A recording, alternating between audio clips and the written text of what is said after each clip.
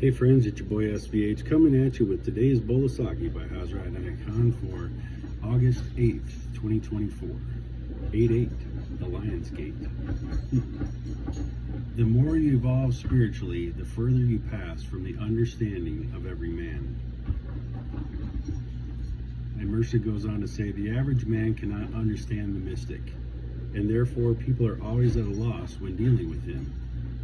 His yes is not the same yes that everybody says. His no has not the same meaning as that which everybody understands. In almost every phrase, he says there is some symbolical meaning. His every outward action has an inner significance. A man who does not understand his symbolical meaning may be bewildered by hearing a phrase which is nothing but confusion to him. So, this one really deals with spiritual evolution, but how once we evolve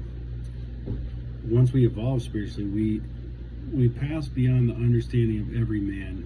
When he says every man, I think he more so means everyday man, the common man or woman that is kind of drifting through life, not really realizing the higher spiritual planes or the higher spiritual experiences, the qualities that they could be embodying that are of a divine nature that they've been pushing away, or whatever the case may be.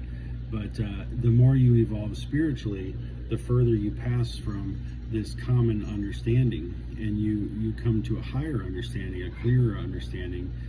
That's why they call it higher consciousness, because you're raising your consciousness. You're more awake, you're more conscious, you're more aware of what's going on in the world, because you're seeing behind behind each thing. Pir Vilayat used to say that which transpires behind that which is unseen, or something to that effect. But always trying to understand what it is at the next layer behind something, to really understand what really truly makes something tick. So I think that's what a lot of this alludes to. Mercia goes on to say, I will tell you something about my own teacher. Once I met a learned man, a doctor of philosophy with a great many degrees. I spoke to him on the deeper side of life, and he became so interested in me that he thought much of me. So I thought, if I were to tell him about my teacher, how much more interesting that would be for him. If I make such an impression upon the man, how much more my teacher will be for him, and how much will he appreciate my teacher. And I told him, there's a wonderful man in this city. He has no comparison in the world. Yes, said he, are there such people? I would like so much to see him. Where does he live? I told him, in such and such part of the city. He said, I live there too. Where is his house? I know all the people there. What is his name? So I told him, and he said, for 20 years I have known this man, and you are telling me about him? I thought in 100 years you would not have been able to know him. He was not ready to know him. So, little parable or story there, but about recognizing in someone a quality at the right time, when you can actually open up and experience it and see it, right? If people are not evolved enough, they cannot appreciate persons. They cannot understand them. They cannot understand the greatest souls. They sit with them, they talk with them, there's a contact of the whole life, but they do not see. Another person in one moment, if he is ready to understand, makes a benefit out of it. Imagine the learned man had known my teacher for 20 years and did not know him. I saw him once and became his pupil forever. One might ask, was this man not learned, not intellectual? Yes, he was. Then what was lacking? He saw my teacher with his brain. I saw him with my heart. People pursue spirituality with their brain.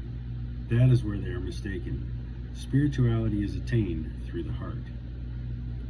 That's a powerful lesson in itself right there. And just a little more commentary here that I want to share. The more one evolves, the more one will discover the different grades of people. Just like the different keys on the piano. One is lower, also another is higher. Every person has a different grade of evolution, and the higher you evolve, the more you will find that you cannot drive everyone with the same whip. You have to speak to everyone differently, in fact, in his own language. If you speak a language he does not understand, it will be gibberish to him. Once when traveling, I met a man of a very dense evolution, a soldier who had always lived in military surroundings and who has very fixed ideas of his own. And when we were talking together and it appeared that we thought differently about something, I happened to say, in order to preserve harmony, well, we are brothers. He looked at me with great anger and said, "Brothers? How dare you say such a thing?" I said, "I forgot. I am your servant, sir." He was very pleased. I could have argued, but this would have created disharmony without reason. The foolishness of that man blazed up just like fire.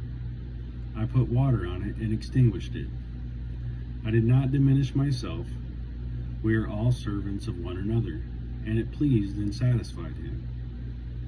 So this portion really speaks to the humility that we can have, that we can come to life with when, we can first, reach out to someone as a brother, be denied that, brotherhood, connection, and still, treat that soul as a servant, as someone that you're serving and trying to be of service to. So that's a next step evolution of the soul right there. So yeah, a lot of really good points to today's bowl of sake. I really love sharing the commentary because it really speaks to what the phrase means. I could give a very